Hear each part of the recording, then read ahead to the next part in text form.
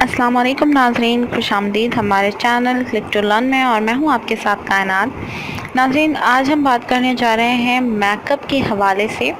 Normally हम makeup जब करने लगते हैं तो हमारा फेस ऑयली हो जाता है और हमारे फेस पे बेस फटने लगता है, और ये प्रॉब्लम तमाम लड़कियों को बहुत परेशान करता है, स्पेशली ऑयली स्किन वालों को। तो घबराइए मत, आज की हमारी इस वीडियो में हम आपको बताएंगे कि ऐसा टोटका जो निहायत ही आसान और हर घर में मौजूद और इजीली पिक करने वाला टोटका है। आपको करना बस इतना है कि आप पानी लेंगे, पानी में कॉटन डिपोकर आप फ्रीज़र में रख देंगे।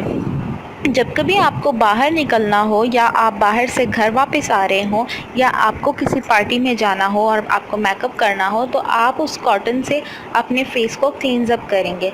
क्लीन करने के बाद आप जब मेकअप अप्लाई करेंगे, या आप कोई मॉइस्चराइज़र क्रीम या फेस पाउडर अप्लाई करेंगे, तो वो आपके स्किन पे स्टिक रहेगा, और धूप लगने के बावजूद, आपको पसीना आने के बावजूद आपका मेकअप पिघलेगा नहीं और ना ही आपका बेस फटेगा।